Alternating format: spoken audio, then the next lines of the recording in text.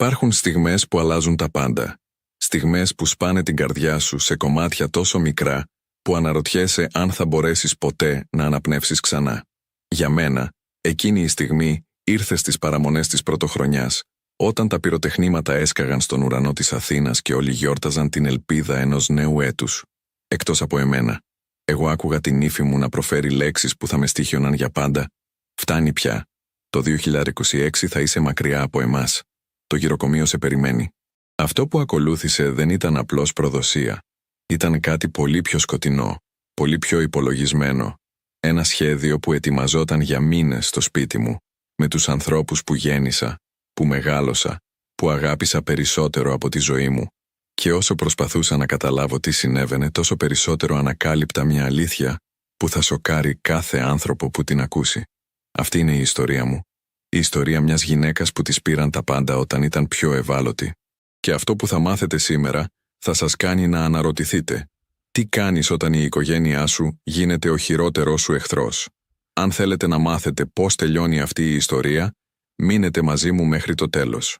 Και αν σας συγκίνησε, μην ξεχάσετε να κάνετε εγγραφή στο κανάλι, να αφήσετε ένα like και να μου πείτε στα σχόλια από πού μας παρακολουθείτε. Η δική σας υποστήριξη είναι αυτή που κρατάει αυτές τις ιστορίες ζωντανές. Δεν ξέχασα ποτέ τον ήχο των πυροτεχνημάτων εκείνο το βράδυ. Κάθε έκρηξη στον ουρανό της Αθήνας ήταν σαν να μου θύμιζε ότι ο κόσμος γιόρταζε, ενώ εγώ καθόμουνα στη σκοτεινή γωνία του σαλονιού, αόρατη. Η μυρωδιά του κρύου φαγητού, μουσακάς που κανείς δεν άγγιξε, ντολμαδάκια που είχα φτιάξει με τα χέρια μου το πρωί, αναμειγνύονταν με το άρωμα του κεριού που είχε σβήσει μπροστά στην εικόνα της Παναγίας. Άκουγα τα ποτήρια να χτυπούν στην κουζίνα, γέλια που δεν με συμπεριλάμβαναν, φωνές που σταματούσαν όταν πλησίαζα. Το σπίτι μου, αυτό το διαμέρισμα στο Κολονάκι που αγόρασα με τα χρήματα του άντρα μου μετά τον θάνατό του, είχε γεμίσει ξένους. Ξένους που έφεραν το αίμα μου. Η νύφη μου, η Ελένη, στεκόταν δίπλα στο τζάκι. Φορούσε εκείνο το κόκκινο φόρεμα που της είχα πάρει για τα Χριστούγεννα, δώρο που δεν με ευχαρίστησε ποτέ γι' αυτό. Τα μαλλιά της ήταν τελείως ίσια, το μακιγιάζ της άψογο. Έμοιαζε έτοιμη για πάρτι, όχι για οικογενειακή συγκέντρωση. Ο γιος μου, ο Νίκος, καθόταν στον καναπέ με το κινητό στο χέρι αποφεύγοντας το βλέμμα μου. Τον γέννησα εγώ.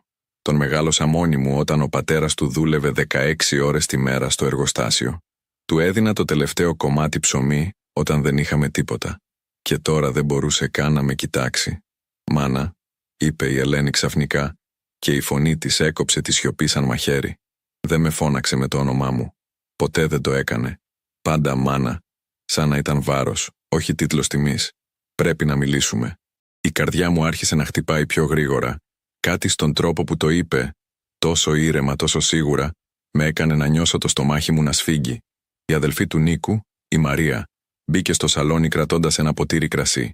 Κοίταξε την Ελένη, μετά εμένα, μετά το πάτωμα. Ήξερε. Όλοι ήξεραν κάτι που εγώ δεν ήξερα. «Τι συμβαίνει?» ρώτησα, και η φωνή μου ακούστηκε πιο αδύναμη από ό,τι ήθελα. Τα χέρια μου έτρεμαν ελαφρά. Τα έκρυψα κάτω από την ποδιά μου, αυτή την παλιά μπλε ποδιά που φορούσα όταν μαγείρευα για όλους τους. Η Ελένη με κοίταξε με έναν τρόπο που δεν είχα ξαναδεί. Όχι θυμό. Όχι απογοήτευση. Κάτι χειρότερο. Αδιαφορία. «Δεν μπορούμε άλλο», είπε ψύχραιμα. «Είναι πολύ κουραστικό. Το ξέρεις κι εσύ?» Δεν καταλάβαινα. «Τι είναι κουραστικό?» Εγώ. Προσπάθησα να γελάσω, αλλά βγήκε σαν βήχας. «Αλλά εγώ δεν ζητάω τίποτα. Μαγειρεύω, καθαρίζω, φροντίζω τα παιδιά όταν είστε κουρασμένοι». «Αυτό ακριβώς», με διέκοψε. Η φωνή της ήταν σκληρή τώρα, σαν σίδερο. «Είσαι πάντα εδώ, παντού, στη μέση. Δεν έχουμε χώρο να αναπνεύσουμε». Έπιασε το χέρι του Νίκου που δεν αντέδρασε. Δεν με υπερασπίστηκε. Δεν είπε τίποτα. «Χρειαζόμαστε τη ζωή μας πίσω». Ένιωσα τον λαιμό μου να σφίγγει. Οι λέξεις δεν έβγαιναν. Στο παρασκήνιο άκουγα τον παππού να βύχει στο δωμάτιο του, ο πατέρας του άντρα μου, που τον φρόντιζα εδώ και 3 χρόνια μετά το εγκεφαλικό του. Κανείς δεν πήγε να δει αν ήταν καλά. «Βρήκαμε λύση», συνέχισε η Ελένη. Και εδώ κατάλαβα ότι όλα ήταν προσχεδιασμένα. Δεν ήταν αυθόρμητη συζήτηση. Το είχαν ετοιμάσει. Πόσο καιρό? Εβδομάδες. Μήνες. Υπάρχει ένας χώρος. Ένα μέρος όπου θα έχεις φροντίδα, άτομα της ηλικίας σου, δραστηριότητες. Δεν θα είσαι μόνη. Χώρος. Επανέλαβα. Ποιος χώρος? Ένα κέντρο φροντίδας, είπε, και η λέξη ακουγόταν πολύ αποστηρωμένη, πολύ ουδέτερη για να κρύβει την αλήθεια. Θα είναι καλύτερα για σένα. Πίστεψέ με. Γυροκομείο, ψιθύρισα. Η λέξη έκαψε το στόμα μου. Θέλεις να με στείλεις σε γυροκομείο? Ο Νίκος τράβηξε το χέρι του από το δικό της, τρίβοντας το πρόσωπό του. Μάνα, όχι. Άρχισε, αλλά η Ελένη τον κοίταξε και εκείνος σταμάτησε. Η Μαρία έβαλε το ποτήρι κάτω και βγήκε σιωπηλά από το δωμάτιο. Η ανιψιά μου, η Κατερίνα, που καθόταν στο γωνιακό τραπέζι με τον άντρα της, κοίταξε το τηλέφωνό της σαν να μην άκουγε τίποτα. «Ήδη τα έχουμε κανονίσει», είπε η Ελένη. «Θα σε πάμε την Δευτέρα, μόλις ανοίξει ο Γενάρης. Νέα αρχή για όλους. Την Δευτέρα. Σε 3 μέρες. Δεν μου ζητούσαν τη γνώμη μου. Μου έλεγαν μια απόφαση που είχε ήδη ληφθεί. Το δωμάτιό μου, τα πράγματά μου, οι αναμνήσεις μου σε αυτό το σπίτι, όλα θα εξαφανίζονταν σε 3 μέρες. Κοίταξα γύρω μου. Το τζάκιο που παντρευτήκαμε ο άντρας μου κι εγώ σε μια μικρή τελετή, την εικόνα του Χριστού που είχε η μητέρα μου, το ράφι με τις φωτογραφίες των παιδιών μου όταν ήταν μωρά. Πώς μπορούσαν να μου πάρουν αυτό? «Δεν θα πάω», είπα, και η φωνή μου τώρα ήταν πιο δυνατή. «Δεν μπορείτε να με αναγκάσετε». Η Ελένη χαμογέλασε, ένα λεπτό ψυχρό χαμόγελο. «Δεν χρειάζεται να σε αναγκάσουμε, μάνα. Έχουμε ήδη μιλήσει με δικηγόρο. Όλα είναι έτοιμα. Το σπίτι, οι λογαριασμοί, τα χαρτιά σου, όλα θα τακτοποιηθούν. Δεν χρειάζεται να ανησυχείς για τίποτα». Αυτή η φράση με πάγωσε περισσότερο από οτιδήποτε άλλο. Όλα θα τακτοποιηθούν. Σαν να μιλούσε για απορρίμματα. Σαν να ήμουν πρόβλημα που χρειαζόταν λύση. Κοίταξα το γιο μου, που τώρα κοιτούσε το τζάκι με σφιγμένα δόντια. «Νίκο», ψιθύρισα, «εσύ δεν θα πεις τίποτα». Εκείνος δεν με κοίταξε. «Μάνα, είναι για το καλό σου», μουρμούρισε, και οι λέξεις ακούστηκαν άδειες, σαν να τις είχε μάθει απ' έξω. Σηκώθηκα τρέμοντας. Το δωμάτιο περιστρεφόταν. Οι φωνές στο δρόμο, άνθρωποι που τραγουδούσαν, που γιόρταζαν, ακούγονταν τόσο μακριά. Οι καμπάνες του Αγίου Κωνσταντίνου χτύπησαν μεσάνυχτα. Καινούριος χρόνος. Νέα αρχή. Αλλά όχι για μένα. Για μένα αυτός ο χρόνος θα ήταν το τέλος. Βγήκα στο μπαλκόνι.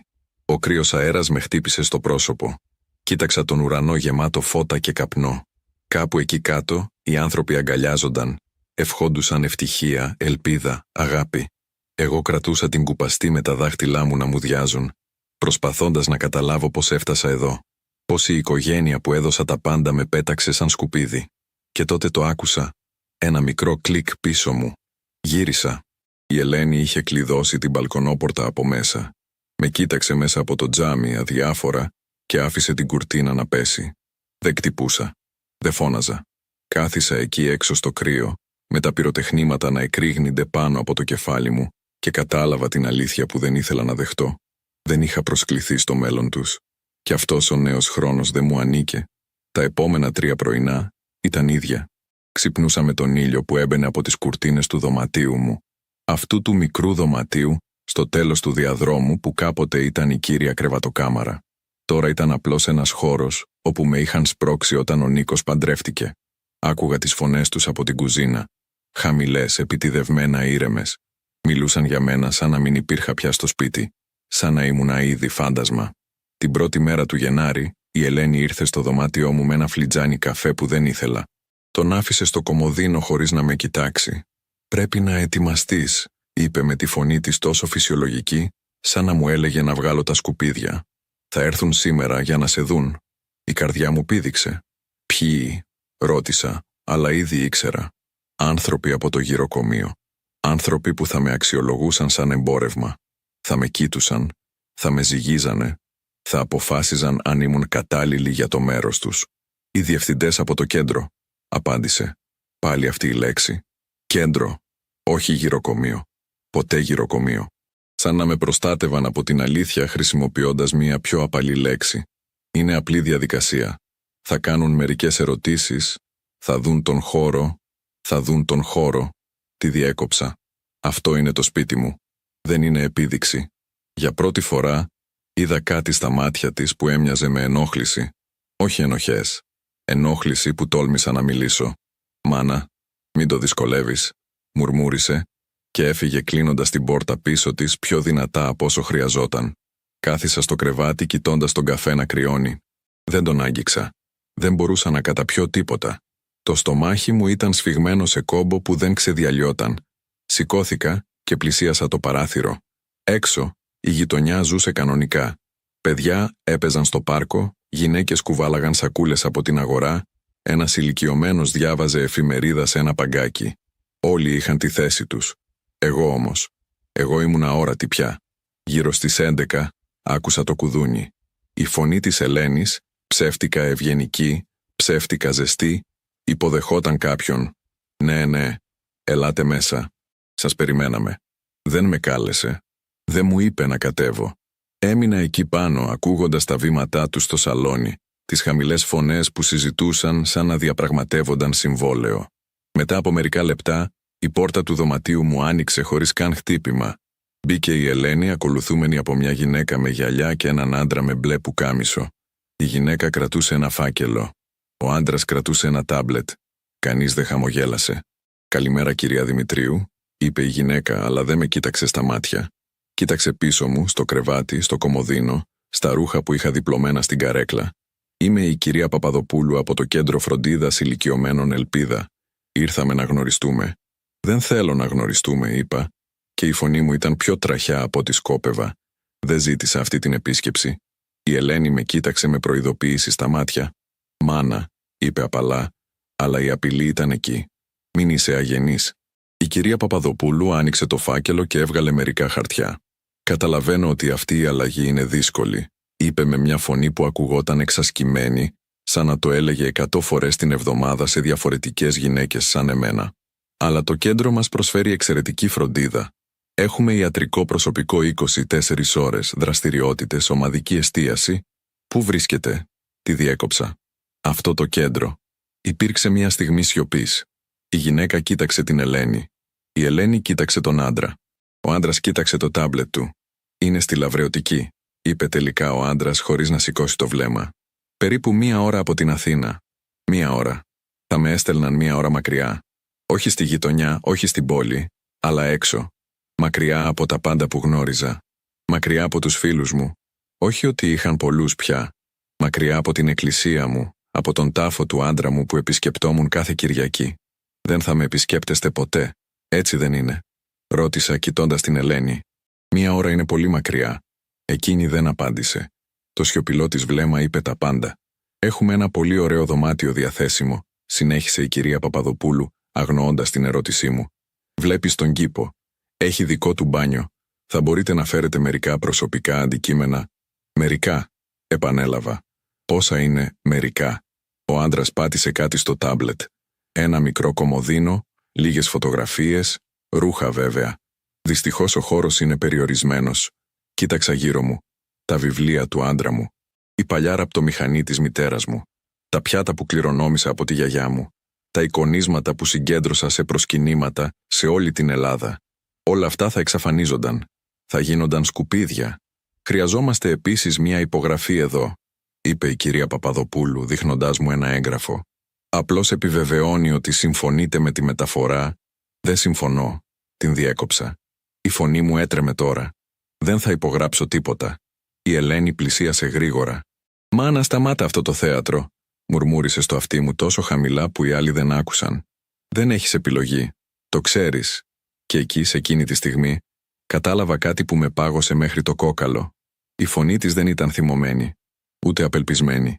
Ήταν σίγουρη, τόσο βέβαιη, σαν να ήξερε κάτι που εγώ δεν ήξερα, σαν να υπήρχε κάτι ήδη υπογεγραμμένο, κάτι ήδη αποφασισμένο, που καθιστούσε τη συγκατάθεσή μου άσχετη. «Τι έχετε κάνει?» ψιθύρισα, αλλά εκείνη απλώς χαμογέλασε. 1 λεπτό, ψυχρό χαμόγελο, και γύρισε στους επισκέπτες. «Θα υπογράψει», τους διαβεβαίωσε. «Απλώς χρειάζεται λίγο χρόνο να συνηθίσει την ιδέα». Αφού έφυγαν, έμεινα μόνη μου στο δωμάτιο. Έψαξα παντού για το τηλέφωνό μου, το παλιό κινητό που ο Νίκος μου είχε δώσει πέρσι. Δεν το βρήκα. Είχε εξαφανιστεί από το κομοδίνο, όπου το άφηνα πάντα. Προσπάθησα να χρησιμοποιήσω το σταθερό τηλέφωνο του σπιτιού για να καλέσω το Κέντρο Φροντίδας Ηλικιωμένων Ελπίδα. Σήκωσα το ακουστικό. Δεν υπήρχε τόνος. Η γραμμή ήταν νεκρή. Κατέβηκα στην κουζίνα. Η Ελένη έπλαινε πιάτα με την πλάτη στραμμένη σε μένα. «Το τηλέφωνο δεν δουλεύει», είπα. «Ξέρω». απάντησε χωρίς να γυρίσει. Υπάρχει πρόβλημα με τη γραμμή. Θα το φτιάξουν σύντομα. Δεν την πίστεψα. Όπως δεν πίστευα τίποτα πια σε αυτό το σπίτι. Ήταν Τετάρτη όταν αποφάσισα να ψάξω τα χαρτιά μου. Η Ελένη είχε φύγει για ψώνια. Τουλάχιστον αυτό είπε. Ο Νίκος ήταν στη δουλειά. Το σπίτι ήταν σιωπηλό με έναν τρόπο που με έκανε να ανησυχώ. Ακόμα και ο παππούς δεν έβηχε από το δωμάτιό του. Ήταν σαν το σπίτι να κρατούσε την αναπνοή του, περιμένοντας κάτι. Πήγα στο ντουλάπι του διαδρόμου όπου φύλαγα τα σημαντικά μου έγγραφα. Η μπλε πλαστική κασετίνα που είχα αγοράσει πριν 20 χρόνια, όταν ο άντρας μου πέθανε και έπρεπε να οργανώσω όλα τα χαρτιά του. Μέσα κρατούσα τα πάντα, την ταυτότητά μου, το πιστοποιητικό γέννησης, το πιστοποιητικό γάμου, τα ιατρικά μου βιβλιάρια, τα χαρτιά του σπιτιού, ακόμα και τις παλιές επιστολές που είχε στείλει ο άντρας μου όταν δούλευε στη Γερμανία το 1985. Άνοιξα το ντουλάπι. Το στομάχι μου σφίχτηκε αμέσως. Η κασετίνα δεν ήταν εκεί. Έψαξα πίσω από τα παπούτσια, κάτω από τα παλιά παλτό, στα ράφια από πάνω. Τίποτα. Τράβηξα έξω κουτιά, άδειασα σακούλες. Τα χέρια μου έτρεμαν τώρα, η αναπνοή μου ήταν πιο γρήγορη. Πού ήταν? Πού είχε πάει η κασετίνα μου? Έτρεξα στο δωμάτιό μου και άνοιξα όλα τα συρτάρια του κομοδίνου. Άδεια από σημαντικά χαρτιά. Μόνο κάλτσες, εσώρουχα, παλιά μαντίλια που δεν χρησιμοποιούσα πια. Κοίταξα κάτω από το κρεβάτι. Τίποτα εκεί εκτός από σκόνη και μια παλιά παντόφλα. Άνοιξα την ντουλάπα όπου κρεμόντουσαν τα ρούχα μου. Ψηλά στο ράφι, όπου φύλαγα κάποτε τα χειμωνιάτικα σεντόνια, υπήρχε ένα κενό. Ένα τετράγωνο κενό στη σκόνη που μου έδειχνε ότι κάτι είχε αφαιρεθεί πρόσφατα. Η καρδιά μου χτυπούσε τόσο δυνατά που πονούσε. Κάθισα στο κρεβάτι προσπαθώντας να αναπνεύσω. Ποιος θα έπαιρνε τα χαρτιά μου και γιατί? Κατέβηκα στο σαλόνι. Το γραφείο του Νίκου, το μικρό ξύλινο γραφείο που του είχα αγοράσει όταν πήγαινε στο πανεπιστήμιο, ήταν κλειδωμένο. Ποτέ δεν ήταν κλειδωμένο πριν. Δοκίμασα το συρτάρι. Τράβηξα τη χειρολαβή. Δεν άνοιγε. Κοίταξα τριγύρω για το κλειδί. Έψαξα στα ράφια, κάτω από τα διακοσμητικά, πίσω από τα βιβλία. Τίποτα. Ένιωσα κάτι να ανεβαίνει μέσα μου, όχι θυμό ακόμα, αλλά κάτι πιο σκοτεινό. Φόβο ανάμεικτο με απόγνωση. Τι κρύβανε, τι είχαν κάνει. Όταν η Ελένη επέστρεψε το απόγευμα, την περίμενα στην κουζίνα. Άφησε τις σακούλες στον πάγκο, ντομάτες, λάδι, ψωμί, και με κοίταξε με μια έκφραση που ήταν σχεδόν αδιάφορη. «Τι συμβαίνει?» ρώτησε, λες και δεν έβλεπε την αγωνία στο πρόσωπό μου. «Τα χαρτιά μου», είπα, και η φωνή μου ήταν πιο οξία από όσο ήθελα. «Η κασετίνα με τα έγγραφά μου. Πού είναι?» Εκείνη γύρισε την πλάτη της και άρχισε να αδειάζει τις σακούλες. «Α, αυτά», είπε τόσο ήρεμα, σαν να μιλούσαμε για ένα παλιό περιοδικό. «Τα πήρε ο Νίκος. Τα χρειαζόταν για τη γραφειοκρατία». «Ποια γραφειοκρατία?» Τα χέρια μου έσφιγγαν την άκρη του τραπεζιού. «Εκείνα είναι τα δικά μου χαρτιά. Δεν μπορεί να τα πάρει χωρίς να με ρωτήσει». «Μάνα, σταμάτα να είσαι τόσο δραματική», αναστέναξε, βάζοντας τις ντομάτες στο ψυγείο. «Είναι για το κέντρο. Χρειάζονται αντίγραφα των εγγράφων σου για να ολοκληρώσουν την εγγραφή. Είναι φυσιολογικό. Δεν τους έδωσα άδεια να με εγγράψουν», είπα. Ένιωθα τη θερμότητα να ανεβαίνει στο πρόσωπό μου, τα μάτια μου να τσούζουν. Δεν υπέγραψα τίποτα. Εκείνη κοντοστάθηκε για μια στιγμή. Η πλάτη της έγινε πιο σκληρή. Μετά γύρισε και με κοίταξε με μάτια που ήταν πιο σκληρά από πέτρα. «Δεν χρειάζεται η υπογραφή σου για όλα, μάνα. Ο Νίκος είναι ο γιος σου. Έχει νόμιμο δικαίωμα να ενεργεί για το συμφέρον σου όταν...» «Όταν τι?» Τη διέκοψα. «Όταν αποφασίζεται ότι δεν μπορώ να σκέφτομαι μόνη μου. Όταν είναι το καλύτερο για σένα», είπε ψύχραιμα. Πολύ ψύχραιμα. Σαν να το είχε προετοιμάσει. «Και είναι. Θα το καταλάβεις αργότερα». Κατάλαβα τότε ότι αυτή δεν ήταν απλώς μια απόφαση που είχαν πάρει την τελευταία εβδομάδα. Αυτό ετοιμαζόταν εδώ και καιρό. Τα χαρτιά δεν είχαν απλώς πάρθει για αντίγραφα. Κάτι πιο μόνιμο συνέβαινε. «Θέλω να τα πάρω πίσω», είπα. «Τώρα. Ο Νίκος θα σου τα δώσει όταν επιστρέψει», είπε, γυρίζοντας ξανά στις σακούλες. «Μην ανησυχείς τόσο πολύ για τα πάντα. Σου κάνει κακό». Εκείνη τη νύχτα δεν κοιμήθηκα. Ξάπλωσα στο κρεβάτι κοιτώντας την οροφή, ακούγοντας κάθε ήχο στο σπίτι. Τον Νίκο που επέστρεψε γύρω στις 10. Τις σιγανές φωνές στην κουζίνα, δικές του και της Ελένης. Ένα συρτάρι που άνοιξε. Ένα κλειδί που γύρισε. Το φως που έσβησε. Την επόμενη μέρα το πρωί ο Νίκος δεν ήρθε στο δωμάτιό μου. Δεν μου έδωσε τα χαρτιά μου. Κατέβηκα για πρωινό και εκείνος ήταν ήδη φευγάτος για τη δουλειά.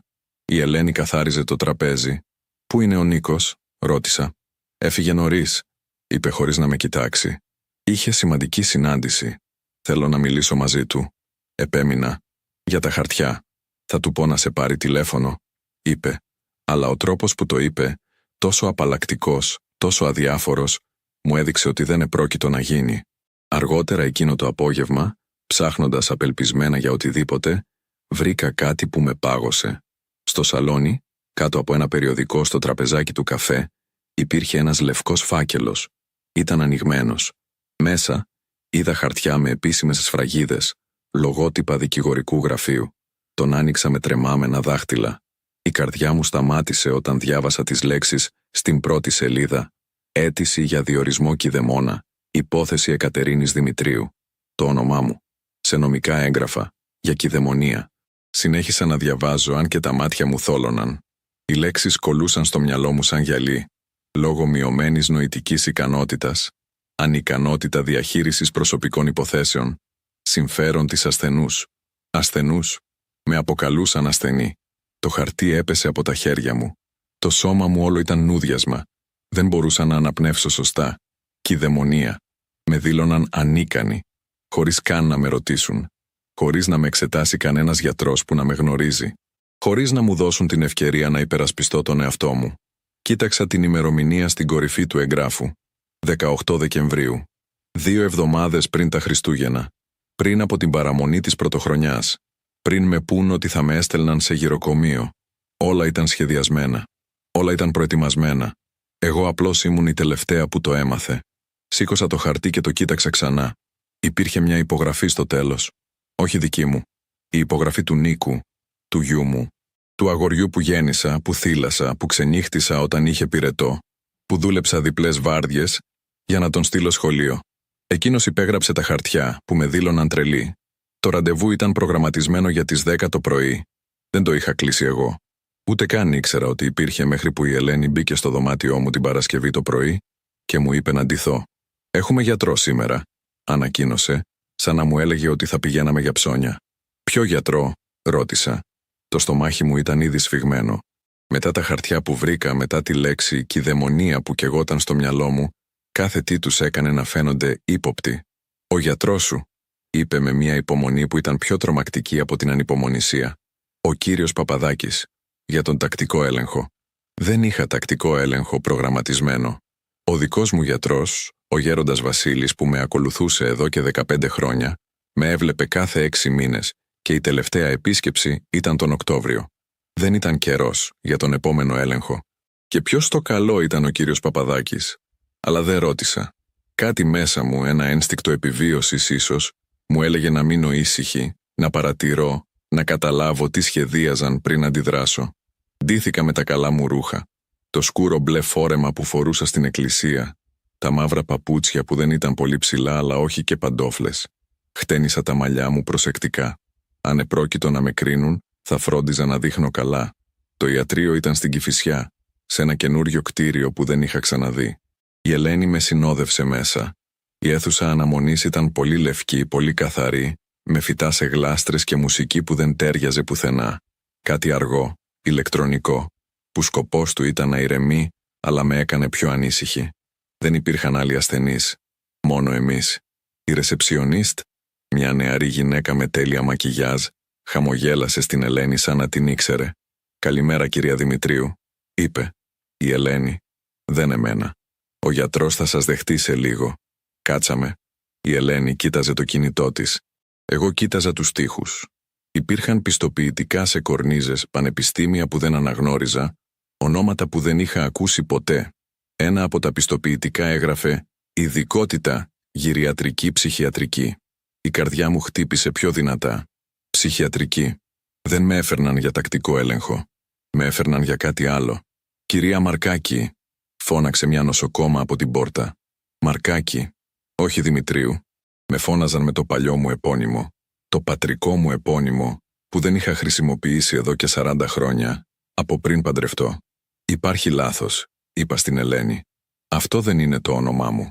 Εκείνη με κοίταξε με μια έκφραση που ήταν σχεδόν λυπηρή. «Μάνα, σε παρακαλώ. Ας μην κάνουμε σκηνή εδώ». Με τράβηξε απαλά από τον μπράτσο και σηκωθήκαμε. Η νοσοκόμα μας οδήγησε σε ένα δωμάτιο που έμοιαζε πιο πολύ με αίθουσα συνεντεύξεων παρά με ιατρείο. Ένα γραφείο, 3 καρέκλες, ένας υπολογιστής. Καθόμαστε και περιμέναμε. Η Ελένη συνέχιζε να κοιτάζει το τηλέφωνό της. Εγώ κοίταζα την πόρτα περιμένοντας. Ο γιατρός μπήκε χωρίς να χτυπήσει. Ήταν νέος, πολύ νέος για να είναι γιατρός, σκέφτηκα. Μπορεί να ήταν στα 40, φορούσε γυαλιά με λεπτό πλαίσιο και ένα άψογο λευκό ρούχο που μύριζε καινούριο. Κάθισε πίσω από το γραφείο και άνοιξε ένα φάκελο. Χωρίς να με χαιρετήσει, χωρίς να με κοιτάξει. «Κυρία Μαρκάκη», είπε κοιτώντας το χαρτί, «ευχαριστώ που ήρθατε σήμερα. Το όνομά μου είναι Δημητρίου», διόρθωσα. «Εκατερίνη Δημητρίου, εδώ και 40 χρόνια». Εκείνος σήκωσε το βλέμμα του για μια στιγμή, όχι στα μάτια μου, αλλά κάπου στο μέτωπό μου, και μετά ξανακοίταξε τα χαρτιά του. «Βέβαια», μουρμούρισε, αλλά δεν διόρθωσε τίποτα. «Θα σας κάνω μερικές ερωτήσεις». Απλή διαδικασία. Άρχισε να με ρωτάει πράγματα που δεν είχαν σχέση με την υγεία μου. Πού γεννήθηκα, πόσα χρόνια ήμουν παντρεμένη, πότε πέθανε ο άντρας μου, πόσα παιδιά είχα. Απάντησα σε όλα, αλλά κάτι ήταν λάθος. Δεν με κοιτούσε. Ποτέ δεν με κοίταξε στα μάτια. Έγραφε πράγματα στον υπολογιστή, έλεγχε τα χαρτιά του, κούναγε το κεφάλι του, αλλά δεν με έβλεπε. Ήταν σαν να μην ήμουν εκεί. «Πώς είναι η μνήμη σας?» ρώτησε ξαφνικά. «Καλή», απάντησα. «Θυμάμαι τα πάντα. Ξεχνάτε πράγματα. Πού αφήνετε τα κλειδιά σας? Πού βάζετε τα γυαλιά σας?»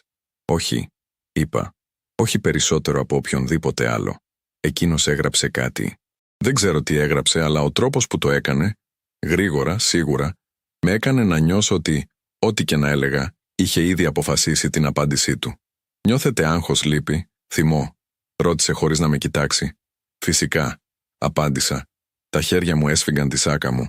Η οικογένειά μου προσπαθεί να με στείλει σε γυροκομείο χωρίς τη συγκατάθεσή μου. Πώς θα ένιωθα? Για πρώτη φορά τα μάτια του ήρθαν πάνω μου, αλλά όχι στα δικά μου. Κοίταξε την Ελένη. Εκείνη κούνησε ελαφρά το κεφάλι σαν να επιβεβαίωνε κάτι. Ο γιατρός γύρισε πίσω στον υπολογιστή. «Καταλαβαίνω», είπε με έναν τόνο που δεν κατάλαβε τίποτα. «Αυτά τα συναισθήματα είναι φυσιολογικά σε περιπτώσεις σύγχυσης». «Δεν είμαι μπερδεμένη», είπα, και τώρα η φωνή μου ήταν πιο δυνατή. «Είμαι απολύτως ξεκάθαρη. Δεν θέλω να πάω σε γυροκομείο. Δεν χρειάζομαι κηδεμόνα. Δεν υπάρχει τίποτα λάθος στο μυαλό μου». Εκείνος συνέχισε να πληκτρολογεί. «Η άρνηση είναι επίσης σύμπτωμα», μουρμούρισε, σχεδόν σαν να μιλούσε στον εαυτό του. Το αίμα μου πάγωσε. «Σύμπτωμα τίνος?» ρώτησα. «Ποια διάγνωση έχετε στο μυαλό σας?» Εκείνος σταμάτησε να πληκτρολογεί. Κοίταξε τα χαρτιά του. «Όχι εμένα, ποτέ εμένα. Υπάρχουν ενδείξεις γνωστικής παρακμής», είπε ψύχραιμα. «Απώλεια μνήμης, συναισθηματική αστάθεια, δυσκολία στη λήψη αποφάσεων». «Ποιος σας τα είπε αυτά?» διέκοψα. Τα χέρια μου έτρεμαν τώρα. «Δεν με γνωρίζετε. Δεν με έχετε ξαναδεί». «Από πού προέκυψαν αυτές οι ενδείξεις?» Εκείνος κοίταξε την Ελένη ξανά. Και εκεί κατάλαβα. Δεν με εξέταζε. Δεν με διάγνωσκε. Απλώς επιβεβαίωνε αυτό που του είχαν ήδη πει. Αυτό που του είχε ήδη γράψει κάποιος στο ιστορικό μου που δεν είχα δει ποτέ. «Θέλω να δω το αρχείο μου», είπα. «Όλο το ιατρικό μου αρχείο. Τώρα». «Δυστυχώς, αυτό δεν είναι δυνατόν σήμερα», είπε, κλείνοντας το φάκελο. «Αλλά μπορείτε να υποβάλλετε αίτηση μέσω του κηδεμόνα σας». Ο κηδεμόνας μου μιλούσε σαν να υπήρχε ήδη, σαν να είχε ήδη οριστεί, σαν να μην είχα λόγο στην υπόθεσή μου. Σηκώθηκα τόσο απότομα που η καρέκλα μου ανατράπηκε. «Αυτό είναι παράνομο», είπα, και η φωνή μου έτρεμε από θυμό και φόβο. «Δεν μπορείτε να γράφετε ψέματα για μένα χωρίς να με εξετάσετε σωστά». Ο γιατρός σηκώθηκε επίσης, αλλά η έκφρασή του δεν άλλαξε. Ήταν τόσο ήρεμος, τόσο επαγγελματικός, τόσο σίγουρος. «Κυρία Μαρκάκη, καταλαβαίνω ότι αυτό είναι δύσκολο». «Δημητρίου», φώναξα. «Το όνομά μου είναι Δημητρίου». Η Ελένη με άρπαξε από τον μπράτσο. «Μάνα, σταμάτα», μουρμούρισε επειγόντως. «Κάνεις σκηνή, κάνεις τα πράγματα χειρότερα». Την κοίταξα. Αυτή τη γυναίκα που είχα δεχτεί στην οικογένειά μου, που είχα προσπαθήσει να αγαπήσω σαν κόρη μου. Και είδα την αλήθεια στα μάτια της. Εκείνη το ήξερε. Το ήξερε όλο. Ήταν μέρος αυτού. Βγήκα από το δωμάτιο με βήματα αβέβαια. Στο διάδρομο, πέρασα από μια νοσοκόμα που με κοίταξε με λύπη. Όχι έκπληξη. Λύπη. Σαν να με είχε ξαναδεί πριν. Σαν να ήξερε ακριβώς τι συνέβαινε. Στο αυτοκίνητο καθόμασταν σιωπηλές. Η Ελένη οδηγούσε με τα μάτια στο δρόμο. Εγώ κοίταζα έξω από το παράθυρο, τα κτίρια να περνούν, τους ανθρώπους να ζουν τις ζωές τους, αδιάφοροι για την καταστροφή που συνέβαινε μέσα σε αυτό το αυτοκίνητο. «Τι έγραψε στο αρχείο?» ρώτησα ψυχρά. Εκείνη δεν απάντησε αμέσως. Μετά, τόσο απαλά, που σχεδόν δεν το άκουσα, ό,τι χρειαζόταν να γράψει. Η επόμενη εβδομάδα προσπάθησα να κάνω κάτι απλό. Κάτι που είχα κάνει εκατοντάδες φορές χωρίς να σκεφτώ. Ήθελα να πάω στην τράπεζα να σηκώσω χρήματα. Όχι πολλά. 200 ευρώ. Αρκετά για να νιώσω ότι είχα ακόμα έλεγχο κάπου στη ζωή μου. Βγήκα από το σπίτι χωρίς να πω τίποτα στην Ελένη. Ήταν Τρίτη το πρωί και εκείνη είχε βγει για κάποια δουλειά. Τουλάχιστον αυτό άφησε να εννοηθεί. Περπάτησα τα 3 τετράγωνα μέχρι την τράπεζα, το ίδιο υποκατάστημα που χρησιμοποιούσα εδώ και 20 χρόνια. Γνώριζα τα πρόσωπα εκεί. Η Μαρία στο ταμείο με χαιρετούσε πάντα με το όνομα. Ο κύριος Γιάννης, ο διευθυντής, με ρωτούσε για την υγεία μου. Μπήκα και στάθηκα στην ουρά. Τα χέρια μου έσφυγαν το βιβλιάριο της τράπεζας που είχα βρει κρυμμένο στο σιρτάρι μου. Ευτυχώς δεν το είχαν πάρει ακόμα. Η καρδιά μου χτυπούσε πιο γρήγορα από όσο έπρεπε για κάτι τόσο απλό, γιατί ένιωθα τόσο αγχωμένη. Ήταν τα δικά μου λεφτά. Ο δικός μου λογαριασμός. Τα χρήματα που ο άντρας μου και εγώ μαζέψαμε όλη μας τη ζωή. Όταν ήρθε η σειρά μου, η Μαρία χαμογέλασε. Αλλά κάτι ήταν διαφορετικό στο χαμόγελό της. Ήταν πιο σφιχτό, πιο επιφυλακτικό. «Καλημέρα, κυρία Εκατερίνη», είπε. «Τι θα θέλατε σήμερα?» «Θέλω να σηκώσω 200 ευρώ», είπα, δίνοντάς της το βιβλιάριο. Εκείνη το πήρε και το άνοιξε, αλλά δεν άρχισε να πληκτρολογεί στον υπολογιστή όπως συνήθως. Κοίταξε τον αριθμό του λογαριασμού, μετά εμένα, μετά ξανά τον αριθμό. «Μισό λεπτό», μουρμούρισε και σηκώθηκε. Το στομάχι μου σφίχτηκε. «Υπάρχει πρόβλημα?» ρώτησα. «Όχι, όχι», είπε γρήγορα, αλλά τα μάτια της μου έλεγαν κάτι άλλο. «Απλώς πρέπει να το επιβεβαιώσω με τον διευθυντή. Θα επιστρέψω σε 1 λεπτό». Την παρακολούθησα να πηγαίνει στο πίσω γραφείο όπου ο κύριος Γιάννης καθόταν. Είδα τον τρόπο που του μιλούσε, σιγανά, επειγόντως.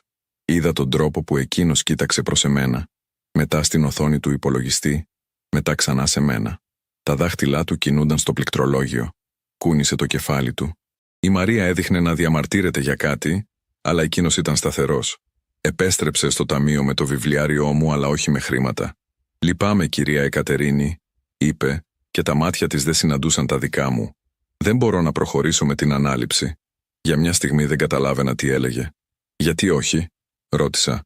«Δεν υπάρχουν χρήματα στον λογαριασμό». «Ο λογαριασμός έχει χρήματα», είπε προσεκτικά. «Αλλά υπάρχει ένας περιορισμός». «Περιορισμός», επανέλαβα. Η λέξη μου φαινόταν ξένη. «Τι είδους περιορισμός?» Ο κύριος Γιάννης ήρθε από πίσω της. Το πρόσωπό του ήταν σοβαρό, όχι φιλικό όπως συνήθως. «Κυρία Δημητρίου», είπε με μια φωνή που προσπαθούσε να φανεί επαγγελματική αλλά κρύβει δυσφορία. «Ο λογαριασμός σας έχει τεθεί σε ειδικό καθεστώς. Οποιαδήποτε συναλλαγή πάνω από 50 ευρώ απαιτεί συνυπογραφή. Η ακοή μου πρέπει να είχε χαλάσει. Συνυπογραφή». Τα χέρια μου άρχισαν να τρέμουν. «Από ποιον?» Εκείνος κοίταξε την οθόνη του, αν και ήξερα ότι δεν χρειαζόταν να την κοιτάξει. «Από τον κύριο Νίκο Δημητρίου», είπε. «Ο γιος σας έχει οριστεί ως συνδικαιούχος του λογαριασμού με δικαιώματα εποπτείας». Το δωμάτιο άρχισε να περιστρέφεται. «Πότε έγινε αυτό?» ρώτησα και η φωνή μου ακουγόταν πολύ μακριά, σαν να ερχόταν από κάποιον άλλον. «Την περασμένη εβδομάδα», απάντησε. «Την Πέμπτη. Ήρθαν εδώ μαζί και υπέγραψαν τα απαραίτητα έγγραφα. Την Πέμπτη. Την ημέρα που η Ελένη μου είπε ότι είχε ραντεβού με τον κομωτή της και θα έλειπε όλο το πρωί. Την ημέρα που ο Νίκος είπε ότι θα είχε μια σύντομη συνάντηση, αλλά θα επέστρεφε για μεσημεριανό.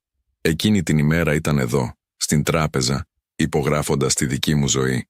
Δεν υπέγραψα εγώ τίποτα, είπα. Τα λόγια ήταν σχεδόν ψίθυροι τώρα. Δεν ήμουν εδώ. Πώς μπορεί να έγινε χωρίς εμένα?» Ο κύριος Γιάννης κοίταξε προς τα κάτω. «Λυπάμαι, κυρία Δημητρίου. Σύμφωνα με τα αρχεία μας, υπεγράψατε. Υπάρχει η υπογραφή σας στο έγγραφο». «Αυτό είναι αδύνατο», είπα, και τώρα η φωνή μου ανέβαινε. Οι άλλοι πελάτες στην τράπεζα γύρισαν να κοιτάξουν. «Δεν ήμουν εδώ. Δεν υπέγραψα τίποτα. Θέλω να δω το έγγραφο». Εκείνος δίστασε. «Αυτό θα χρειαστεί έγκριση». «Από ποιον?» τον διέκοψα. Από τον γιο μου. Από τον άνθρωπο που προφανώς κλέβει τον έλεγχο του λογαριασμού μου. Τα δάκρυα άρχισαν να πνίγουν τη φωνή μου, αλλά δεν τα άφησα να πέσουν. Όχι εδώ. Όχι μπροστά σε όλους αυτούς. Κυρία Δημητρίου, παρακαλώ κατανοήστε. Άρχισε, αλλά τον σταμάτησα σηκώνοντας το χέρι μου. Όχι, είπα. Εσείς καταλάβετε. Αυτά είναι τα χρήματά μου. Ο λογαριασμός μου. Η ζωή μου. Δεν μπορεί κάποιος απλά να την πάρει χωρίς την άδειά μου. Το πρόσωπό του έγινε πιο σκληρό. Αν πιστεύετε ότι υπήρξε σφάλμα, μπορείτε να υποβάλλετε επίσημο αίτημα έρευνας. Θα χρειαστείτε να παρουσιάσω τι, τον διέκοψα. Να αποδείξω ότι είμαι ακόμα ικανή να χειρίζομαι τα δικά μου χρήματα.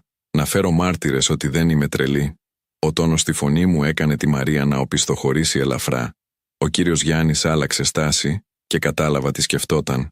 Με κοίταζε όπως ο γιατρός με είχε κοιτάξει. Σαν κάποιον που έχει χάσει τη λογική της. Σαν προβληματική ηλικιωμένη που δεν καταλαβαίνει τι είναι καλό για την ίδια.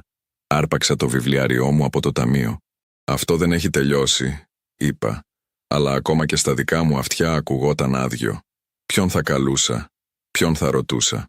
Δεν είχα πια τηλέφωνο. Δεν είχα δικηγόρο. Δεν είχα ούτε έναν φίλο που να μπορώ να εμπιστευτώ. Τα χρόνια είχαν πάρει τους περισσότερους. Και η Ελένη με είχε αποκόψει από τους υπόλοιπους με λεπτούς, συστηματικούς τρόπους. Βγήκα από την τράπεζα με τα πόδια μου να τρέμουν. Ο ήλιος ήταν πολύ λαμπρός.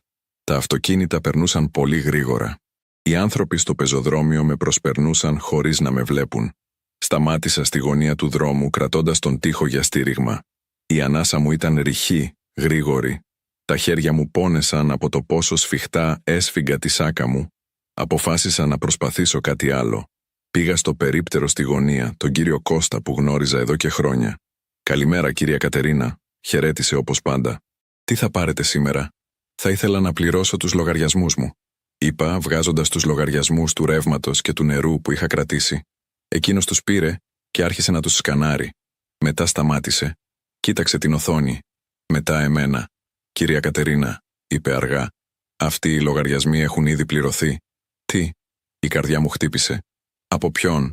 «Από έναν κύριο Νίκο Δημητρίου», είπε κοιτώντας την οθόνη. «Τους πλήρωσε online πριν από 3 μέρες. Ο Νίκος. Ξανά ο Νίκος. Πλήρωνε τους λογαριασμούς μου. Έλεγχε το λογαριασμό μου. Υπέγραφε το όνομά μου. Αποφάσιζε για την υγεία μου. Τι άλλο είχε πάρει?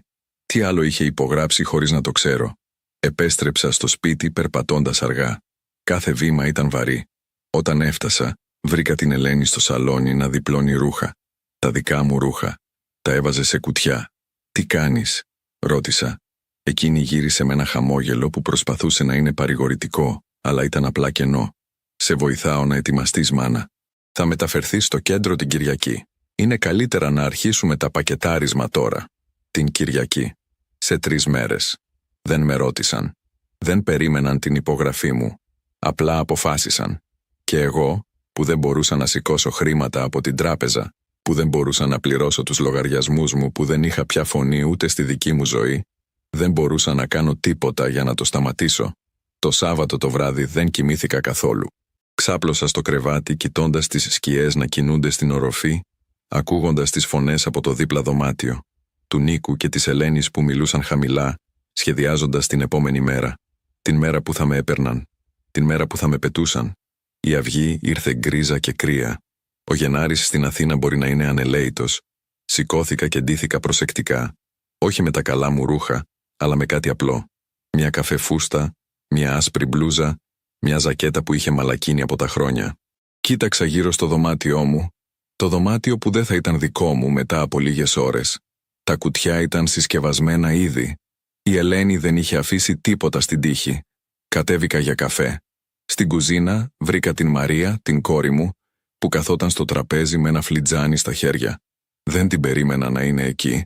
Έμενε στο χαλάνδρι με τον άντρα της και σπάνια ερχόταν πια να με επισκεφτεί. Όταν με είδε, το πρόσωπό της έδειξε κάτι που δεν μπορούσα να αποκωδικοποιήσω. Ενοχές ίσως. Λύπη. «Καλημέρα, μάνα», είπε σιωπηλά. «Καλημέρα», απάντησα. Δεν ρώτησα γιατί ήταν εκεί. Ήξερα. Ήταν εκεί για να με δει να φεύγω, για να πει αντίο, ή ίσως για να σιγουρευτεί ότι δεν θα έκανα σκηνή. Κάθισα απέναντί της. Τα χέρια μου έτρεμαν λίγο καθώς έχινα καφέ σε ένα φλιτζάνι. «Ξέρεις τι συμβαίνει σήμερα?» ρώτησα. Εκείνη κοίταξε μέσα στο φλιτζάνι της. «Ξέρω», ψιθύρισε. «Και δεν λες τίποτα». Τα μάτια της γέμισαν δάκρυα, αλλά δεν τα άφησε να πέσουν. «Τι να πω, μάνα, ο Νίκος, εκείνος πιστεύει ότι είναι το καλύτερο για σένα. Και εσύ?» Η φωνή μου ήταν πιο σκληρή τώρα. «Εσύ τι πιστεύεις?» Εκείνη δεν απάντησε αμέσως. Έσφιξε το φλιτζάνι με τα δύο χέρια, κοιτώντας το υγρό καφέ σαν να έκρυβε μέσα του κάποια απάντηση. «Πιστεύω ότι δεν έχω δικαίωμα να πω τίποτα», είπε τελικά. «Δεν είμαι εγώ που έχω τον έλεγχο». «Τον έλεγχο?» Το λαιμό μου τον έκοψε μια πικρή γέλιο. «Κανείς δεν πρέπει να έχει έλεγχο πάνω μου εκτός από εμένα την ίδια.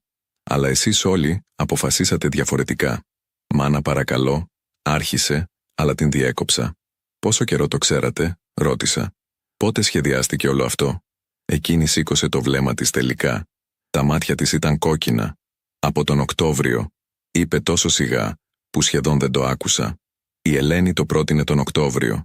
Είπε ότι το σπίτι γινόταν πολύ μικρό, ότι χρειάζονταν χώρο για να μεγαλώσουν την οικογένειά τους, ότι εσύ θα ήσουν πιο ευτυχισμένη σε ένα μέρος με ανθρώπους της ηλικίας σου». Οκτώβριος. 3 μήνες. 3 ολόκληρους μήνες κρύβανε αυτό από μένα. 3 μήνες κάθονταν στο τραπέζι μαζί μου, μου εύχονταν καληνύχτα. Με άφηναν να μαγειρεύω και να καθαρίζω, και να νομίζω ότι η θέση μου εδώ ήταν ασφαλής, ενώ όλο αυτό τον καιρό σχεδίαζαν πώς θα με ξεφορτωνόντουσαν. «Και εσύ συμφώνησες?» ρώτησα τη Μαρία. Εκείνη κλώνησε το κεφάλι. «Δεν συμφώνησα, αλλά δεν διαφώνησα δυνατά. Και αυτό ίσως είναι το ίδιο κακό». Ένα δάκρυ κύλησε στο μάγουλό της. «Συγγνώμη, μάνα. Συγγνώμη που δεν ήμουν πιο δυνατή». Πριν προλάβω να απαντήσω, μπήκε η Ελένη στην κουζίνα. Το πρόσωπό της ήταν σύνθετο, όχι τσαντισμένο, όχι νευρικό, απλά σταθερό. Αποφασισμένο. «Η Κατερίνα από το κέντρο θα έρθει στις 10, ανακοίνωσε. «Έχουμε 1 ώρα για να τελειώσουμε τα τελευταία πράγματα». «Δεν υπάρχουν τελευταία πράγματα», είπα. «Δεν πάω πουθενά». Εκείνη με κοίταξε με έναν τρόπο που θα έδινε σε παιδί που λέει ότι δεν θα πάει σχολείο. «Μάνα, έχουμε συζητήσει αυτό ξανά και ξανά. Η απόφαση έχει ληφθεί». «Από εσένα», είπα. «Όχι από εμένα. Από το δικαστήριο», διόρθωσε ψύχραιμα. Η καρδιά μου σταμάτησε. «Τι δικαστήριο?» Εκείνη αναστέναξε σαν να ήμουν κουραστική, σαν να ήμουν παιδί που δεν καταλαβαίνει τα απλά πράγματα. «Το δικαστήριο που ενέκρινε την κηδαιμονία. Νόμιζες ότι κάναμε όλα αυτά χωρίς νομική βάση?» «Ο Νίκος είναι ο νόμιμος κηδεμόνας σου τώρα, μάνα. Έχει το δικαίωμα να αποφασίζει για την υγεία σου, τα χρήματά σου, την κατοικία σου. Όλα». Το δωμάτιο γύριζε. «Πότε?» ψιθύρισα. «Πότε πήγατε σε δικαστήριο?» «Τον Δεκέμβριο. Η απόφαση βγήκε στις 22 Δεκεμβρίου, 3 μέρες πριν τα Χριστούγεννα. Καθόμουν στο σπίτι εκείνο το πρωί στολίζοντας το δέντρο, νομίζοντας ότι ετοιμαζόμουν για εορτές με την οικογένειά μου.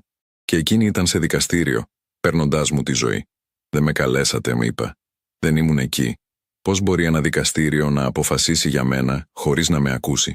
«Σε κάλεσαν», είπε η Ελένη. «Το γράμμα ήρθε εδώ. Το έλαβε ο Νίκος για σένα». «Ο Νίκος?» «Ο γιος μου έλαβε την πρόσκληση για δικαστήριο και δεν μου την έδωσε ποτέ. Με άφησε ανυποψίαστη. Με άφησε ανυπεράσπιστη. Θέλω να το δω», απέτησα. «Την απόφαση του δικαστηρίου. Τα έγγραφα. Όλα». Η Ελένη κούνησε το κεφάλι αργά. «Δεν είναι καλή ιδέα, μάνα. Θα σε στεναχωρήσουν. Θέλω να τα δω». Επανέλαβα, πιο δυνατά αυτή τη φορά. Εκείνη με κοίταξε για μια μακριά στιγμή. Μετά πήγε στο γραφείο και επέστρεψε με ένα φάκελο. Τον έριξε στο τραπέζι μπροστά μου. «Ορίστε», είπε, «αλλά θα το μετανιώσεις». Άνοιξα τον φάκελο με δάχτυλα που σχεδόν δεν μπορούσαν να κρατήσουν τίποτα. Μέσα υπήρχαν σελίδες και σελίδες, νομικά έγγραφα, ιατρικές αναφορές, μαρτυρίες. Διάβασα γρήγορα, τα μάτια μου σκάναραν τις λέξεις που καίγανε. Η ασθενής παρουσιάζει σημεία σύγχυσης, επανειλημμένη απώλεια μνήμης, ανικανότητα διαχείρισης οικονομικών, συναισθηματική αστάθεια, κίνδυνος για τον εαυτό της. Δεν ήταν αλήθεια. Τίποτα από αυτά δεν ήταν αλήθεια. Αλλά εκεί ήταν, γραμμένα σε επίσημα χαρτιά, υπογεγραμμένα από γιατρούς που δεν με γνώριζαν, από τον Νίκο που υποτίθεται με αγαπούσε, από δικηγόρους που δεν έβαλαν ποτέ τα συμφέροντά μου πρώτα. Υπήρχαν και μαρτυρίες. Η Ελένη έγραφε ότι με είχε βρει στο δρόμο μπερδεμένη, ότι ξεχνούσα να φάω, ότι άφηνα το φούρνο ανοιχτό. Ψέματα. Όλα ψέματα. Αλλά ποιος θα με πίστευε? Μια ηλικιωμένη γυναίκα εναντίον νέων ανθρώπων με δουλειές και πτυχία και αξιοπιστία. Υπήρχε ακόμα και μαρτυρία από μια γειτόνισσα, την κυρία Λουκία από το 3ο όροφο, που έλεγε ότι με είχε δει να μιλάω μόνη μου. Και αυτό ήταν αλήθεια, με έναν τρόπο. Μιλούσα στη φωτογραφία του άντρα μου κάποιες βραδιές, όταν ήμουν πολύ μόνη. Του έλεγα τι συνέβαινε στη ζωή μου. Αλλά αυτό δεν με έκανε τρελή. Με έκανε ανθρώπινη. Όλα αυτά είναι ψέματα. Ψιθύρισα, κοιτώντας την Ελένη. Εκείνη δεν χαμήλωσε το βλέμμα. Είναι η αλήθεια όπως την είδαμε εμείς, είπε ψύχραιμα. Και ο δικαστής συμφώνησε. Την κοίταξα. Αυτή τη γυναίκα που ήρθε στη ζωή μου ως νύφη, που υποσχέθηκε να αγαπάει τον γιο μου, που κοιμόταν στο δωμάτιο που κάποτε ήταν δικό μου, και κατάλαβα την πλήρη έκταση της προδοσίας. Δεν ήταν μόνο ότι με έστελναν μακριά. Ήταν ότι είχαν καταστρέψει τη φήμη μου, την αξιοπρέπειά μου, την ίδια μου την πραγματικότητα για να δικαιολογήσουν αυτό που έκαναν. Με μετέτρεψαν σε κάτι που δεν ήμουν, μία αβοήθητη, παράφρονα ηλικιωμένη, για να μπορούν να με πάρουν ό,τι είχα. Το σπίτι, ψιθύρισα ξαφνικά καταλαβαίνοντας. Αυτό ήταν. Θέλετε το σπίτι? Η Ελένη δεν απάντησε, αλλά η σιωπή της είπε τα πάντα. Η Κατερίνα από το κέντρο ήρθε ακριβώς στις 10, όπως είχε πει η Ελένη. Ήταν η ίδια γυναίκα που είχε έρθει εκείνη την πρώτη φορά, με τα γυαλιά και το ψεύτικο χαμόγελο που δεν έφτανε ποτέ στα μάτια της. Είχε μαζί της έναν νεαρό άντρα που κρατούσε ένα clipboard και μια γυναίκα με στολή νοσοκόμας. Η ομάδα απομάκρυνσης, σκέφτηκα. Η ομάδα που θα με έπαιρνε σαν έπιπλο που δεν χρειαζόταν πια. Στάθηκα στο σαλόνι κοιτώντας τους. Δεν έκανα σκηνή. Δεν φώναξα. Κάτι μέσα μου είχε σπάσει εκείνο το πρωί όταν διάβασα τα χαρτιά. Κάτι που με κρατούσε όρθια όλα αυτά τα χρόνια. Και τώρα που είχε σπάσει, ήμουν απλά κούφια. Άδεια. «Καλημέρα, κυρία Εκατερίνη», είπε η Κατερίνα με εκείνη την εξασκημένη φωνή. «Είμαστε έτοιμοι όποτε είστε εσείς. Έχετε όλα τα πράγματά σας». Κοίταξα τα κουτιά που η Ελένη είχε συσκευάσει. 3 μικρά κουτιά. 70 χρόνια ζωής σε 3 κουτιά.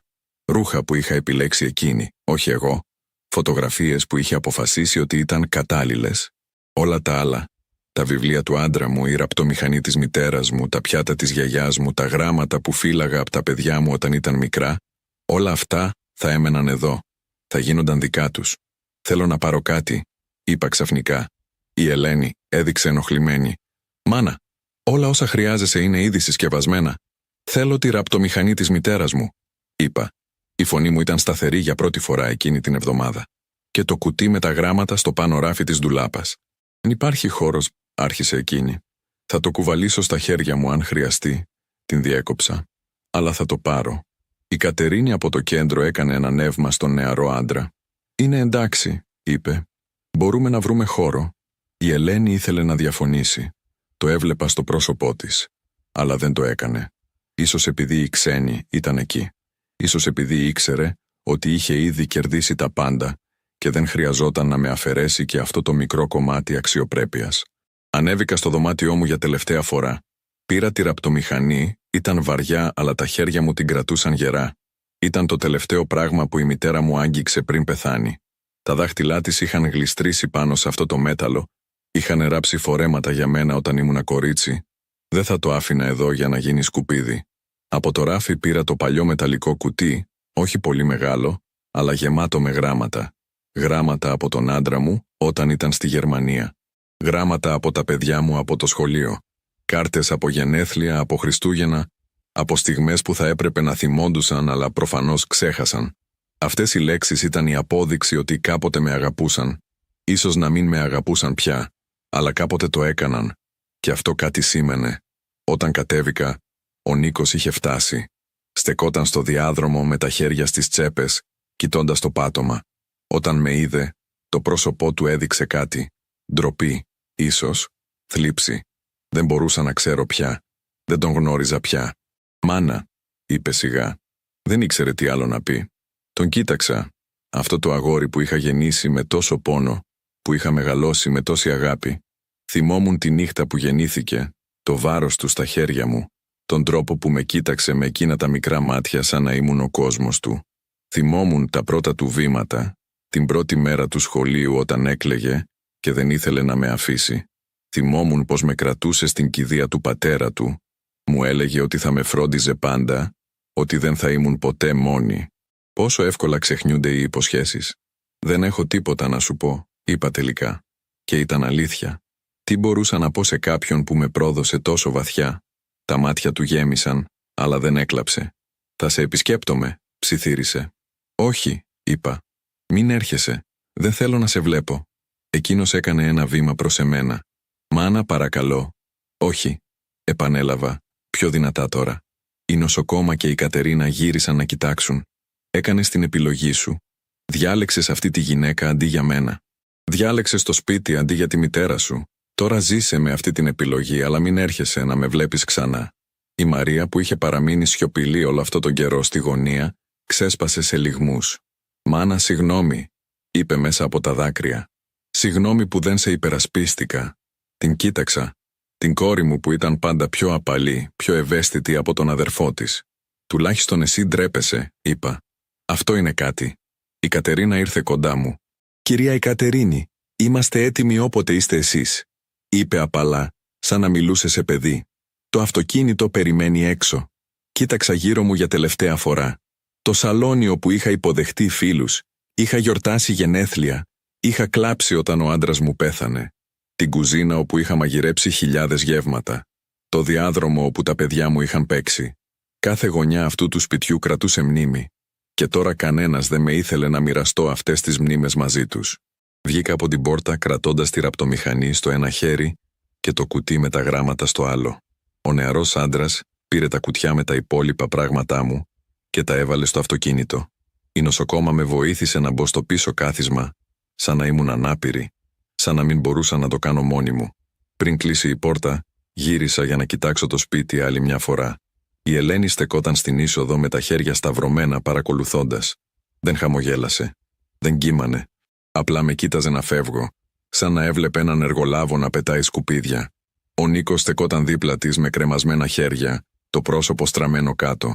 Η Μαρία ήταν στο παράθυρο του πρώτου ορόφου, κλαίοντας ακόμα, αλλά δεν κατέβηκε. Δεν με αγκάλιασε. Δεν μου είπε αντίο. Το αυτοκίνητο ξεκίνησε. Κοίταξα από το παράθυρο τη γειτονιά μου να περνάει. Το περίπτερο του κυρίου Κώστα. Την εκκλησία όπου πήγαινα κάθε Κυριακή.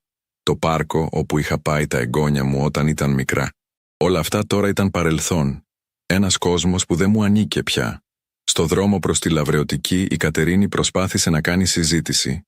Μου έλεγε για τις δραστηριότητες στο κέντρο, για τα καλά δωμάτια, για το ωραίο φαγητό.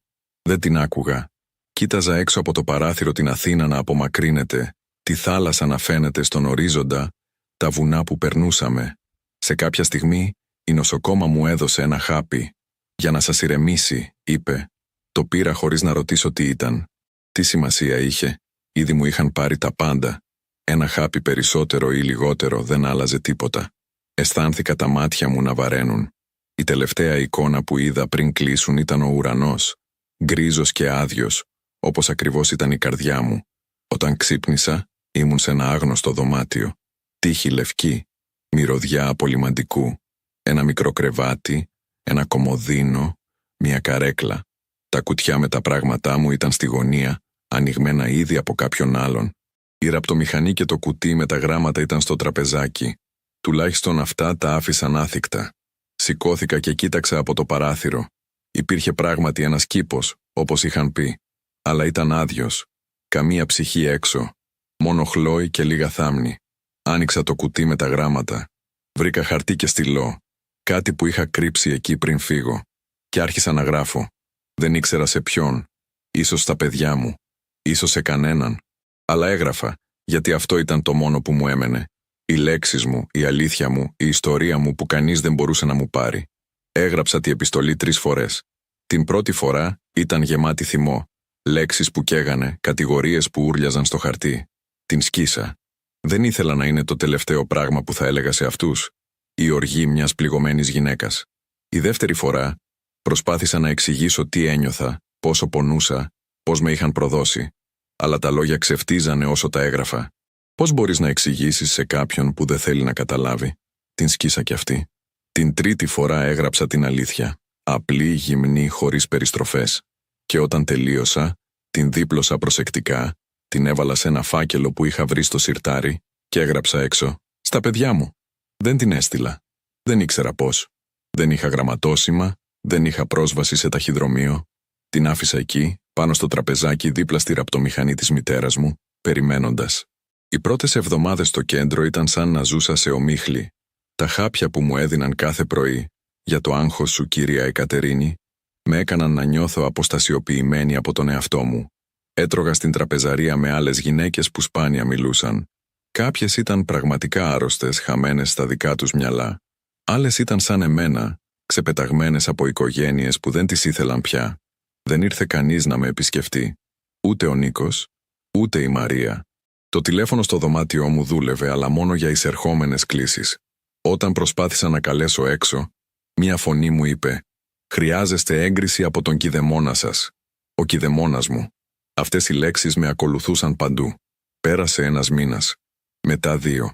Άρχισα να ξεχνάω πώς ήταν να αισθάνομαι ελεύθερη. Το δωμάτιό μου έγινε ο κόσμος μου. 4 τοίχοι. Ένα παράθυρο που έβλεπε έναν κήπο που δεν μου επιτρεπόταν να πηγαίνω μόνη μου και τα λίγα αντικείμενα που είχα φέρει από τη ζωή μου. Κάθε βράδυ άνοιγα το κουτί με τα γράμματα και διάβαζα. Τα λόγια των παιδιών μου όταν ήταν μικρά. «Σ' αγαπώ, μαμά. Είσαι η καλύτερη μητέρα στον κόσμο. Δεν μπορώ να περιμένω να γυρίσω σπίτι να σε δω. Πώς αλλάζουν οι άνθρωποι. Πώς ένα παιδί που σε αγαπούσε τόσο πολύ μπορεί να γίνει ο άνθρωπος που σε πετάει». Ένα απόγευμα, 3 μήνες μετά την άφιξή μου, η νοσοκόμα ήρθε στο δωμάτιό μου με παράξενη έκφραση. «Κυρία Εκατερίνη», είπε, «έχετε επισκέπτη?» Η καρδιά μου χτύπησε. «Επισκέπτη. Μετά από τόσο καιρό». «Ποιος είναι?» ρώτησα. «Η κόρη σας», είπε. «Η Μαρία». Κατέβηκα στην αίθουσα επισκεπτών, με πόδια που έτρεμαν. Δεν ήξερα τι να περιμένω. Η Μαρία καθόταν σε μια καρέκλα δίπλα στο παράθυρο κοιτώντας έξω. Όταν με είδε, σηκώθηκε γρήγορα. Το πρόσωπό της ήταν πιο λεπτό από όταν την είχα δει τελευταία φορά. Τα μάτια της κόκκινα σαν να είχε κλάψει πολύ. «Μάνα», ψιθύρισε. Στάθηκα εκεί κοιτώντας την. Μέρος μου ήθελε να την αγκαλιάσω. Άλλο μέρος μου ήθελα να της γυρίσω την πλάτη, όπως εκείνη μου είχε γυρίσει όταν τη χρειαζόμουν. «Γιατί ήρθες?» ρώτησα τελικά. Τα μάτια της γέμισαν δάκρυα. «Γιατί δεν άντεχα άλλο», είπε. «Δεν άντεχα να ζω με το τι σου κάναμε». Κάθισα απέναντί της. Η νοσοκόμα μας άφησε μόνες, αλλά ήξερα ότι παρακολουθούσε από την πόρτα. Πάντα παρακολουθούσαν. «Πώς είναι το σπίτι?» ρώτησα, και η φωνή μου ήταν πιο ψυχρή από όσο ήθελα. Η Μαρία κοίταξε κάτω. «Η Ελένη είναι έγκυος», είπε σιωπηλά. 4 μήνες. Γι' αυτό ήθελε τόσο πολύ το σπίτι. Γι' αυτό σε έστειλαν εδώ. Έγκυος. Φυσικά. Όλο αυτό το σχέδιο, όλη αυτή η βιασύνη, ήταν για να προετοιμάσουν φωλιά για το νέο μωρό. Και εγώ ήμουν το εμπόδιο που έπρεπε να απομακρυνθεί. «Ο Νίκος ξέρει ότι ήρθες εδώ?» ρώτησα. Εκείνη κούνησε το κεφάλι. «Όχι», μου είπε, «να μην έρχομαι. Είπε ότι θα ήταν καλύτερα για σένα να ξεχάσεις το παλιό σου σπίτι και να συνηθίσεις εδώ». Να ξεχάσω. Σαν να ήταν εύκολο να ξεχάσεις μια ζωή ολόκληρη. «Αλλά δεν μπορούσα», συνέχισε η Μαρία, και τώρα τα δάκρυά της έπεφταν ελεύθερα. «Δεν μπορούσα να ζήσω με τον εαυτό μου. Κάθε μέρα ξυπνάω και σκέφτομαι τι σου έκαναμε. Πώς σε αφήσαμε. Πώς δεν σε υπερασπίστηκα». Την κοίταξα. Αυτή την κόρη μου που πάντα ήταν πιο αδύναμη, πιο επιρρεπή στην επιρροή άλλων. Μέρος μου ήθελε να τη συγχωρήσω. Αλλά δεν μπορούσα. Όχι ακόμα. Όχι όταν κάθε μέρα ξυπνούσα σε αυτό το ξένο δωμάτιο, όταν κάθε γεύμα ήταν μόνη, όταν κάθε νύχτα κοιμόμουν με την απουσία της ζωής που μου πήραν. «Αν πραγματικά μετανιώνεις», είπα αργά, «τότε κάνε κάτι. Μη μου φέρνεις απλά δάκρυα. Φέρε μου τη λευτεριά μου». Το πρόσωπό της έδειξε πόνο. «Δεν μπορώ, μάνα. Η κηδεμονία είναι νόμιμη. Ο Νίκος έχει όλα τα δικαιώματα. Τότε τα δάκρυά σου δεν σημαίνουν τίποτα». Την διέκοψα. Εκείνη έμεινε για λίγο ακόμα, προσπαθώντας να βρει λόγια, αλλά δεν υπήρχαν. Τι μπορούσε να πει, τι μπορούσε να κάνει? Τελικά σηκώθηκε να φύγει. Στην πόρτα γύρισε. «Η επιστολή που άφησες», είπε. «Την βρήκα όταν πήγα στο δωμάτιό σου να πάρω κάτι. Την διάβασα. Το στομάχι μου σφίχτηκε». «Πότε?» «Χθες». Η Ελένη μου είπε να πετάξω μερικά από τα παλιά σου πράγματα για να φτιάξουν παιδικό δωμάτιο. Όταν άνοιξα το σιρτάρι σου, εκεί ήταν. Περίμενα. Η καρδιά μου χτυπούσε δυνατά. «Της την έδειξα», συνέχισε η Μαρία. «Και στον Νίκο. Τους ανάγκασαν να την διαβάσουν. Και η φωνή μου ήταν ψίθυρος. Τα μάτια της ήταν γεμάτα δάκρυα. Ο Νίκος δεν μίλησε για 2 ώρες μετά. Και η Ελένη, νομίζω για πρώτη φορά κατάλαβε τι είχε κάνει. Αλλά ήταν ήδη πολύ αργά, μάνα. Όλα τα χαρτιά υπεγράφησαν. Το σπίτι είναι δικό τους τώρα. Τα χρήματά σου χρησιμοποιήθηκαν για φροντίδα σου εδώ. Γέλασα. Ένα πικρό άδειο γέλιο. Φυσικά, η Μαρία ήρθε κοντά μου και έβαλε κάτι στο χέρι μου. Ένα κλειδί. Είναι το κλειδί του παλιού σπιτιού, ψιθύρισε. Ξέρω ότι δεν έχει νόημα πια, αλλά ήθελα να το έχεις, για να θυμάσαι ότι κάποτε ήταν δικό σου. Κοίταξα το κλειδί στην παλάμη μου. Ένα μικρό κομμάτι μετάλλου που κάποτε άνοιγε την πόρτα της ζωής μου. Τώρα ήταν απλά ένα αντικείμενο. Άχρηστο, σύμβολο μιας ζωής που δεν υπήρχε πια. Αφού έφυγε η Μαρία, επέστρεψα στο δωμάτιό μου. Άνοιξα το κουτί με τα γράμματα και τοποθέτησα το κλειδί μέσα. Μετά κάθισα στην καρέκλα δίπλα στο παράθυρο και κοίταξα έξω τον κήπο που αργότερα θα γέμιζε με γυναίκες σαν εμένα. Γυναίκες που είχαν χάσει τα πάντα, αλλά συνέχιζαν να αναπνέουν. Τι έγραψα σε εκείνη την επιστολή? Δεν έχει σημασία πια. Οι λέξεις μου την διάβασαν, αλλά πολύ αργά για να αλλάξουν τίποτα. Πολύ αργά για να με σώσουν, αλλά ίσως, μόνο ίσως, όχι πολύ αργά για να τους κάνει να ζήσουν με την επιλογή τους. Να θυμούνται κάθε μέρα τι έκαναν στη γυναίκα που τους έδωσε τα πάντα. Και εγώ θα συνέχιζα. Θα ζούσα σε αυτό το μικρό δωμάτιο με τη ραπτομηχανή της μητέρας μου και τα γράμματα μιας ζωής που δεν ήταν πια δική μου. Θα ξυπνούσα κάθε πρωί όχι με ελπίδα, αλλά με αξιοπρέπεια, γιατί αυτό ήταν το μόνο που δεν μπορούσαν να μου πάρουν. Κι αν κάποιος με ρωτούσε τι ήθελα να θυμούνται από την ιστορία μου, θα του έλεγα αυτό. Όταν αγαπάτε κάποιον, αγαπάτε τον μέχρι τέλους. Όχι μέχρι να γίνει βάρος. Όχι μέχρι να χρειάζεστε το δωμάτιό του. Μέχρι τέλους. Γιατί η οικογένεια δεν είναι μόνο για τις καλές στιγμές. Είναι για όταν τα πράγματα είναι δύσκολα, όταν η ζωή είναι άδικη, όταν η αγάπη σου δοκιμάζεται. Κι εγώ απέτυχα σε αυτή τη δοκιμασία όχι επειδή δεν αγαπούσα αρκετά, αλλά επειδή τα παιδιά μου ξέχασαν πώς να αγαπούν. Αυτή ήταν η ιστορία μου. Μια ιστορία που δεν ήθελα ποτέ να ζήσω, αλλά που έζησα. Και τώρα που την ακούσατε μέχρι το τέλος, σας ρωτάω, τι θα κάνατε εσείς στη θέση μου? Θα συγχωρούσατε τα άτομα που σας πρόδωσαν τόσο βαθιά? Θα μπορούσατε να ξαναχτίσετε μια ζωή από τα συντρίμματα που άλλοι άφησαν πίσω τους? Η αλήθεια είναι ότι κανείς δεν ξέρει πώς θα αντιδρούσε μέχρι να βρεθεί εκεί. Αλλά αυτό που ξέρω με σιγουριά είναι ότι η οικογένεια δεν είναι μόνο αίμα. Είναι αγάπη, σεβασμός και πάνω απ' όλα, πιστότητα όταν τα πράγματα γίνονται δύσκολα. Η ιστορία μου δεν έχει το τέλειο τέλος που θα θέλαμε όλοι. Αλλά έχει μια αλήθεια που πρέπει να ακουστεί. Ποτέ μην εγκαταλείπετε όσους σας αγάπησαν ολόκληρη τη ζωή τους. Ποτέ μην ξεχνάτε ότι η μέρα που θα γεράσετε κι εσείς θα έρθει. Και όταν έρθει, θα θέλετε να κοιτάτε πίσω όχι με ενοχές αλλά με την ησυχία ότι κάνατε το σωστό. Γιατί στο τέλος, δεν είναι τα σπίτια ή τα χρήματα που μένουν. Είναι η μνήμη του πώς φερθήκατε στους ανθρώπους που σας χρειάστηκαν. Αν αυτή η ιστορία σας άγγιξε, αν σας έκανε να σκεφτείτε, αν σας έκανε να κλάψετε ή να νιώσετε οτιδήποτε, σας παρακαλώ κάντε εγγραφή στο κανάλι για περισσότερες ιστορίες που θα σας κάνουν να συλλογιστείτε. Αφήστε ένα like αν σας συγκίνησε και μοιραστείτε την ιστορία μου με όσους πιστεύετε ότι πρέπει να την ακούσουν. Οι ιστορίες μας έχουν δύναμη όταν τις μοιραζόμαστε. Και ίσως, με τη δύναμη αυτή, μπορούμε να αλλάξουμε τον τρόπο που οι άνθρωποι φέρονται μεταξύ τους. Ευχαριστώ που με ακούσατε μέχρι το τέλος.